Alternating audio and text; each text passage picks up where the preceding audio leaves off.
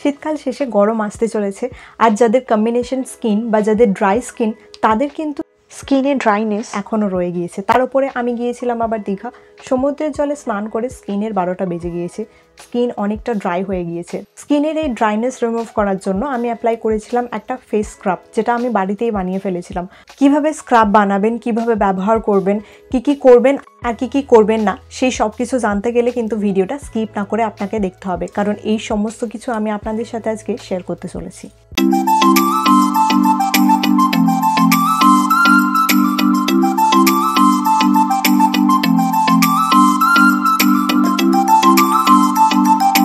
নমস্কার বন্ধুরা, welcome back to my family প্রাকৃতিক রূপকথা। আশা করছি সকলে অনেক ভালো আছেন। সকলকে অনেক ধন্যবাদ চ্যানেলটিকে সাবস্ক্রাইব করে ভিডিওগুলো দেখার জন্য আর আমাকে এত ভালোবাসা দেওয়ার জন্য। এই ফেস স্ক্রাবটা বানানোর জন্য আমি এখানে নিয়েছি 1 চামচ অরেঞ্জ পিল পাউডার। এই অরেঞ্জ পিল পাউডারটা কীভাবে বানাবেন সেটা জানতে গেলে আমার চ্যানেলে থাকা এই ভিডিওটা অবশ্যই আপনি দেখে নিতে পারেন। আর যদি আপনার হাতে একদমই সময় না থাকে অরেঞ্জ পিল পাউডার বানানোর মতন, তাহলে আপনি একটা অরেঞ্জ পিল পাউডার কিনে নিন। সেকেন্ড যে উপকরণটা আমি নিয়েছি সেটা হলো গ্লিসারিন। গ্লিসারিন কিন্তু ত্বককে হাইড্রেটেড রাখার জন্য, ত্বককে গ্লোয়িং বানানোর জন্য, ত্বককে ক্লিন করার জন্য, ত্বকের পোর্সগুলোকে মিনিমাইজ করার জন্য, ত্বককে টান বানানোর জন্য ভীষণ হেল্প করে। গ্লিসারিন হলো হাইলিউরানিক অ্যাসিডের সাবস্টিটিউট। ত্বকের ড্রাইনেস এটা খুব তাড়াতাড়ি রিমুভ করে এবং ত্বককে নরম বানায়। এই অরেঞ্জ পিল পাউডার দিয়ে শুধুমাত্র ফেস স্ক্রাব না, বডি স্ক্রাব বানিয়ে ফেলতে পারবেন, এবং এই বডি স্ক্রাবটা একবার বানিয়ে আপনারা অন্তত 1 মাস স্টোর করতে পারবেন। এইসব সহজ টোটকা পেতে গেলে আমার চ্যানেলটিকে কিন্তু আপনাকে সাবস্ক্রাইব করে রাখতে হবে। এর জন্য আমার চ্যানেলটি আপনি ভিজিট করুন। ভিজিট করে আমার চ্যানেলে থাকা ভিডিওগুলোকে আগে আপনি দেখুন। দেখে যদি আপনার মনে হয় যে এগুলো আপনার কাজে লাগতে পারে, তখন গিয়ে চ্যানেলটা সাবস্ক্রাইব করে দেবেন। আর কখন ভিডিও আপলোড করছি সেই নোটিফিকেশান পাওয়ার জন্য পাশে থাকা বেল আইকনটিও ক্লিক করে রাখবেন। লেবুর খোসায় প্রচুর পরিমাণে ভিটামিন সি থাকায় এটা স্কিনকে ন্যাচারালি গ্লোয়িং এবং ব্রাইট বানাতে সাহায্য করে। এর সাথে সাথে কালো দাগ রিমুভ করতে সাহায্য করে এবং ব্রণও কমাতে সাহায্য করে।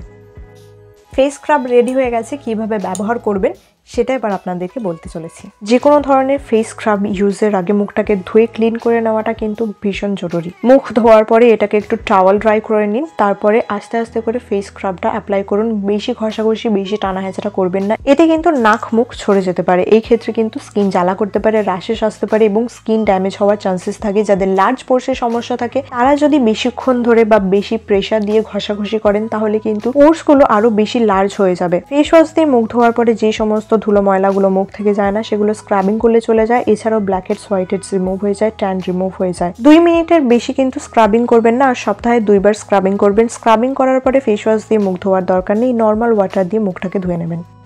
এবার বলি এই ফেস স্ক্রাবটা ব্যবহারের ক্ষেত্রে কি প্রবলেম আসতে পারে।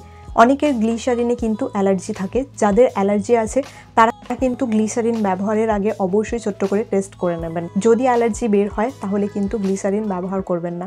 গ্লিসারিনের বদলে আপনারা কোকোনাট অয়েল ইউজ করতে পারেন, আমন্ড অয়েল ইউজ করতে পারেন, অথবা অলিভ অয়েল ইউজ করতে পারেন। এবার বলি এই স্ক্রাবটা কারা ইউজ করতে পারবেন।